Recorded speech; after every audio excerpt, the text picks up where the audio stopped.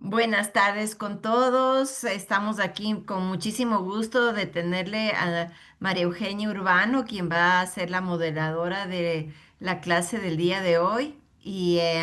Bueno, pues vamos por ello. Voy a comenzar a leer las preguntas que hemos tenido el día de hoy. Karina dice, tengo una pregunta acerca de los niveles del alma. La tarea propuesta en el video era pensar en qué nivel del alma estamos, lo que me lleva a preguntarme, ¿los niveles del alma son estáticos o fluctúan según las circunstancias, la formación, etcétera? ¿Se alcanzan los niveles del alma y nos quedamos allí? Intuyo que no, y en ese caso, ¿cómo son los caminos que recorre el alma? Todo tuya, Maru. Muchas gracias. Y permítame, por favor, presentarme. Yo formo parte de la Fundación Kabbalah, de la mano de Patti, ya desde hace algún tiempo. Y la vengo acompañando en los diferentes estudios, en los diferentes programas que ella tiene de aprendizaje, de estudio. Yo realmente creo que soy una de las personas que le considero ya una maestra de Kabbalah, no solo por su tiempo, sino que sobre todo por su conocimiento, por su generosidad de conocimiento, por su apertura. Entonces, yo sí me considero un estudiante, pero pues con un poquito más de camino, tal vez comparado con lo que ustedes están iniciando como Javerins, como compañeros de camino espiritual. Entonces, en esta ocasión, y mientras Patti pues se toma un tiempo de descanso físico, le voy a dar soporte en esta reunión y contestando a la pregunta, yo pienso que es súper importante que hagamos una como recapitulación de cuáles son esos niveles del alma. Sí, de acuerdo a la Kabbalah, nosotros tenemos 5 niveles del alma. El nivel, digamos, primario, si se podría llamar así, es el nefesh, es el alma a nivel animal, el alma intuitiva. Está relacionado con el cuerpo, pero cuando este cuerpo está vivo. Y si es que lo relacionamos con los universos, está relacionado con el universo de Asia, ¿verdad? Entonces, si es que estamos hablando de este nivel de alma, estamos hablando de la materialidad en vivo. Si es que le relacionamos con el árbol de la vida, estamos hablando de Malhut. En nuestro cuerpo, ¿dónde podría estar? Estaría en el estómago y en los órganos sexuales. Luego vamos a ir a otro nivel de alma que es el Ruach. Y esto ya está relacionado con lo que es el alma psíquica. Creo que, por ejemplo, Mario Sabán explica muy bien esto. Y aquí en el RUAC es lo que encontramos la definición de espíritu. Sí, entonces está relacionado con lo que es la mente, con lo que es la estructura, con lo que es la personalidad. Y esta personalidad está relacionado con lo que es, obviamente, los condicionamientos culturales, los condicionamientos académicos, que están mucho en lo que hacía la pregunta. Le conectamos con el universo de Yetzirah. ¿Dónde está esa energía? En nuestro corazón, pero está relacionado a lo que son nuestros pensamientos, pero pensamientos de dónde vienen, del cerebro y del corazón, ¿sí? Luego tenemos la Neshama, que es nuestra arma real. En la Neshama, ¿verdad? Existe lo que es la rotación del alma. Está aquí claramente nuestro ticún. Es donde que nosotros, o en este nivel de nuestra alma, es en donde nosotros podemos identificar cuál es ese ticún, es el ticún personal, y esta alma individual es la que le libera al ruach. ¿Sí? Entonces, es esta energía que permite que esos pensamientos del cerebro y del corazón se vayan liberando. ¿Con qué universo está relacionado? Con el de Briah, con el de la creación. Luego, otro nivel, que es un nivel más elevado, es el de Hayá, que es ya la raíz del alma. ¿sí? Aquí podemos encontrar y entender que existe una unidad, que nosotros formamos o somos una fracción de una sola alma, pero que obviamente en este mundo material estamos fraccionados. Corresponde al mundo de Atzilut, ¿sí? Y finalmente tenemos lo que es la lejidad, que ya es la unificación. Aquí importantísimo. Hay un término que a mí me encanta y yo voy a tratar de contestar esto mucho con mi experiencia. Hay un término cabalístico que se llama el Debekut. Y Debekut es ese deseo del alma de conectarte con esta energía superior. ¿Sí? ¿Hasta dónde nosotros nos podemos conectar? Nos conectamos hasta Keter. Y a conectarnos con el Ein Sof, con el universo infinito, es más difícil. Entonces, haciendo esta recapitulación y dando respuesta a la pregunta, en mi experiencia yo pienso que los tres niveles eh, eh, digamos, iniciales o primarios, sí están en un constante cambio y movimiento. Tu nefesh, representado por el cuerpo, está ahí y tú siempre estás en ese nivel. Tu cuerpo está ahí, si tu cuerpo sigue vivo, tu nefesh está ahí, ¿sí? En el tema del ruach, igualmente. Estás tú en tus pensamientos, estás en la parte de la psiqui, el tema del Ruach está representado en el árbol de la vida, inclusive por las 7 sefirot inferiores, ¿ya? Y luego nosotros tenemos la Neshama está ahí, tal vez representado por la Jogma y la Binah, está representado por la Jogma y la Binah, y luego ya tenemos estos dos niveles del alma superiores. Yo pienso que este cuarto nivel del alma, la Hayam, em, la puedes conectar a través de la meditación cabalística y sobre todo la lejidad, la puedes conectar a través de la meditación cabalística. Y cuando sobre todo tienes Debekut, y ese es el término que se me estaba escapando. ¿Qué es el Debekut? ¿Verdad? Ya les dije, ese deseo de tu alma de conectarte. Entonces, por ejemplo, cuando tú haces una meditación, si vas a meditar con el Anabecoac, si vas a meditar con un nombre de Dios, cualquier tipo de meditación, en este caso una meditación cabalística, puede ser inclusive otro tipo de meditación, que tengas esa direcud, ese deseo de que tu alma se conecte con tu Keter, ¿sí? Con tu energía superior. Básicamente resumiendo, estamos fluctuando, los niveles están siempre presentes ahí, y si es que el ejercicio era identificar en qué nivel del alma estamos, es sentarnos a reflexionar a qué le estamos dando más importancia durante el día, por ejemplo, a las necesidades del cuerpo. Entonces está tu nefesh, a tus pensamientos, a tus emociones, está tu ruach, ¿sí? Si es que le estás dando un poco más de atención a trabajar en ese propósito de vida, en tu tikkun, entonces ya estamos en un tema de neshama, ¿verdad? Y los otros dos niveles del alma, pues ya se pueden ir profundizando acompañado de estos tres. Eso es lo que podría yo comentar así de una manera un poco sencilla y práctica también de lo que yo he podido experimentar. Muchas gracias, Maru. Yo creo que queda bastante profunda tu reflexión. Tengo otra pregunta que tiene que ver con esto del alma de Karina, pero ella más como que estaba acotando a la pregunta anterior que dice que le gustaría añadir para qué sirven los niveles del alma.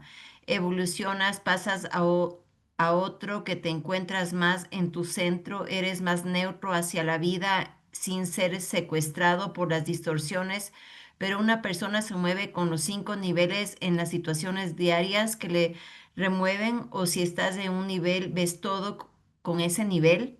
Por ejemplo, una discusión, primero es la rabia con el instinto, luego la emoción, luego buscas de propósito, después conectar con lo de la otra persona y luego el plan superior para mí. Eso nos indica Karina. No sé si tengas algo que indicar a esto. No, básicamente yo creo que está claro el ejemplo que está poniendo y me parece que era Natalia la que hacía una referencia a la pregunta de Karina, pero está bien. Lo que está mencionando creo que el ejercicio bien entendido. O sea, estás tú fluctuando entre los niveles del alma. Nuevamente, como les indicaba, el cuerpo está ahí, entonces tu nefesh está ahí. ¿Sí? Tu ruag está ahí en cómo reaccionas, en cómo se maneja esa emoción, ¿verdad? Cómo tú puedes identificar ese propósito, ese ticún, ese aprendizaje, ese desafío que tenemos en el día a día. Entonces, en el día a día estamos fluctuando entre los 5 niveles. ¿Qué es lo importante? Yo creo aquí que uno tenga esa conciencia, ¿sí? Ese estar presente de que lo que yo estoy experimentando, ¿sí? ¿Qué nivel de alma es el que mm, deseo yo experimentar? ¿Con qué nivel de alma es el que yo quiero enfrentar ese desafío? ¿Quiero enfrentarlo únicamente desde las necesidades del cuerpo? ¿Quiero enfrentar ese desafío desde la necesidad de la emoción? Desde tal vez los desequilibrios que puede haber en mis pensamientos, en mis emociones, o quiero ir, ¿no es cierto?, trabajando en mi ticú y poder enfrentar ese desafío diario, ¿no?, que todos tenemos. Excelente. Natalia indica aquí, ¿por qué la luz a veces parece ausente aunque haga yo todo bien? ¿Cómo distinguir el deseo del alma del deseo del ego? Ay, Natalia, de forma personal, es mi menti. Realmente una mujer espectacular y con unas preguntas profundas y acertadas. Cuando vi la pregunta me hizo pensar mucho. Pero la verdad es de que yo quisiera aquí decir, ¿no? Que primero el respeto a los procesos que cada uno tenemos.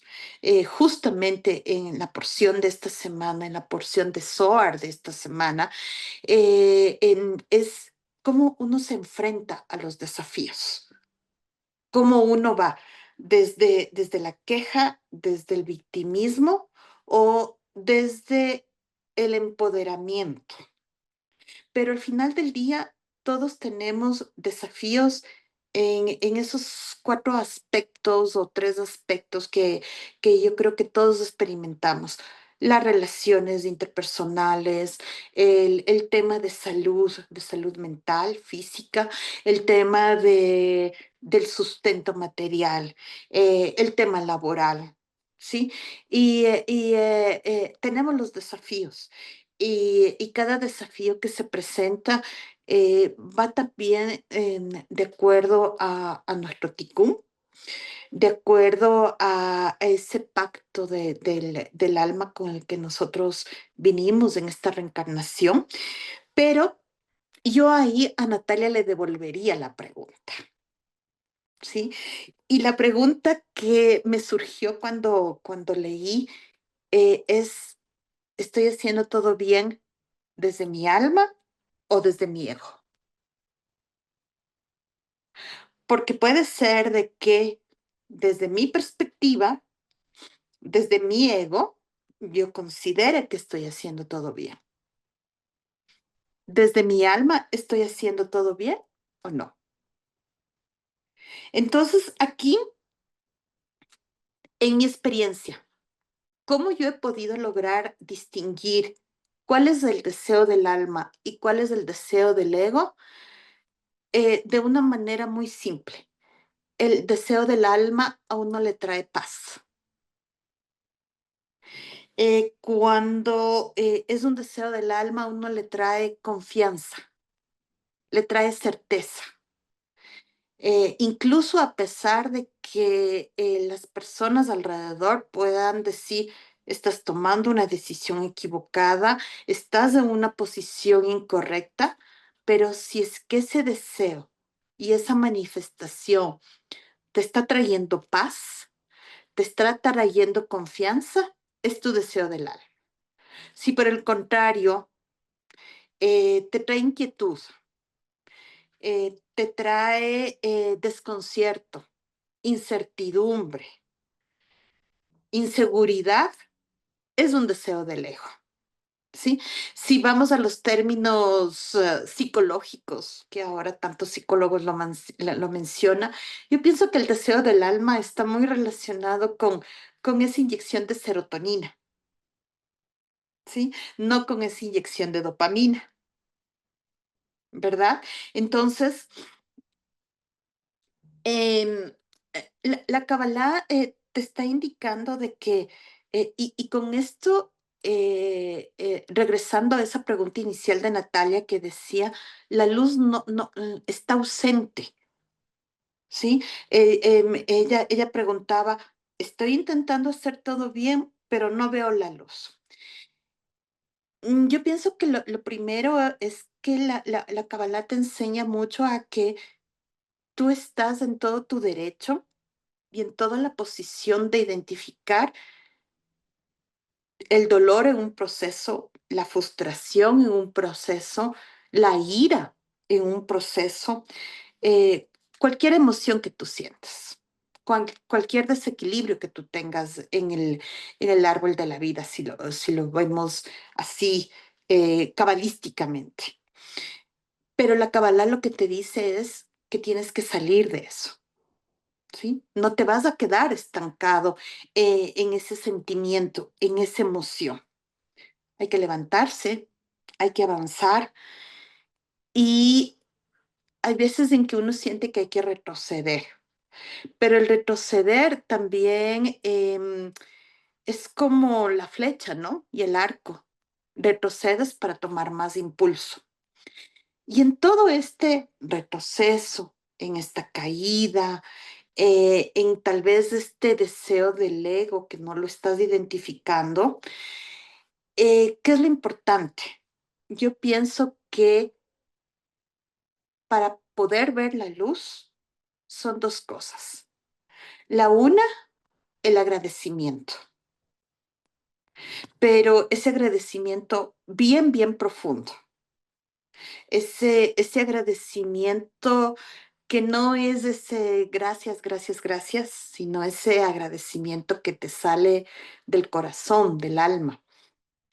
Em, y la otra es que a veces uno piensa que la luz, esta luz infinita, esta luz que está presente, va a salir como esos amaneceres de verano de las 5 de la mañana o 6 de la mañana.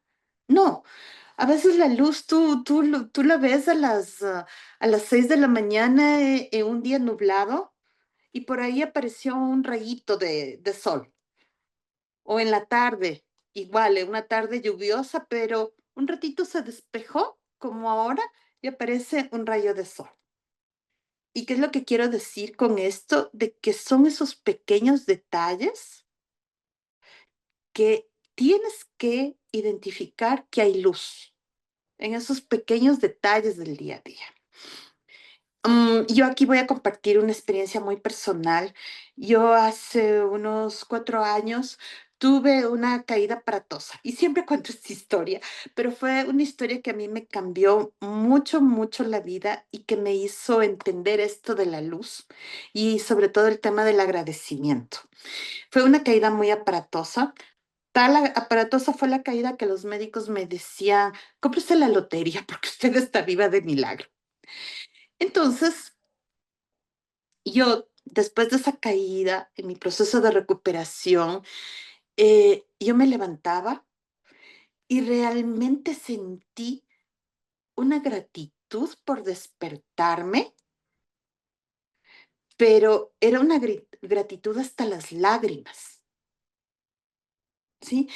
Y yo desde ahí me quedé con eso de que la gratitud tiene que ser así, hasta la emoción más profunda que uno puede sentir, por las pequeñas cosas. Desde sí la gratitud porque te vas al parqueadero del mall y encuentras un parqueadero. Sí, yo siempre soy grata porque tengo una suerte para los parqueaderos, nunca encuentro. Entonces, es para mí así como que, ay, sí, hasta por esas grandes cosas, ¿no? Por la vida en sí. Y por eso cuando tú en la mañana haces un modami, cuando tú haces tu lavado de las manos y dices, estoy aquí de nuevo, confiaste en mí, el creador confió en mí, tiene todavía un propósito y yo tengo todavía un ticún que cumplir y estoy agradecida. Cuando tú tienes este tema de agradecimiento, puedes ver la luz y puedes diferenciar ese deseo del alma versus ese deseo del ego.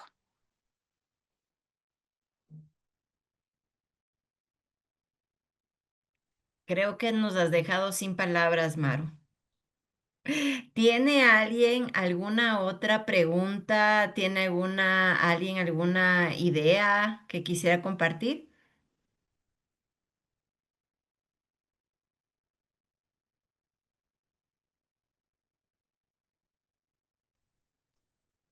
Buenas tardes, ¿cómo están, María Leonor? ¿Cómo está? ¿Cómo les va? Bueno, yo pensé que hoy iba a estar Patricia, pero bueno, yo creo que ustedes también me pueden ayudar, así que no hay problema. Yo ya acabé mis 11 clases, entonces quería ver cómo ya puedo continuar, que creo que son las mentorías del día lunes.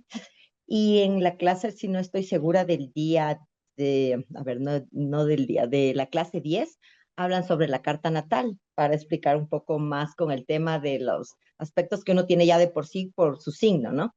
Entonces, eso quería ver si ustedes tienen una persona que nos pueda recomendar para poderlas hacer, porque yo realmente siempre he tenido curiosidad, pero nunca le he querido hacer así, porque se ven muchos como, no sé si promociones o cosas así, entonces no sé qué tan real pueden ser, pero obviamente quiero que se relacione con esto del tema del cábala y todo eso, entonces sería bueno. Y bueno, y gracias por las respuestas a todas las otras preguntas. A veces nosotros tenemos preguntas, pero todas se relacionan con todo y salimos, bueno, en mi caso hablo por mí, salgo más que con respuestas seguras con todo lo que tenía dudas y todo lo demás. Y agradecida de haber encontrado este tema del cábala. Me ha cambiado bastante mi forma de ver las cosas, justamente ahorita en el tema que hablaba de psicología, obviamente para mí también es así el tema, como que a veces siento, me equivoqué de carrera, a veces no es lo mío, es más el tema espiritual, pero bueno, si se dio en mi vida, sé que por algo es, y así que como tú lo dijiste, tengo que agradecerlo porque eso puede ser un complemento para todo el otro tema que quiero seguir trabajando en mi vida y para mis seres queridos.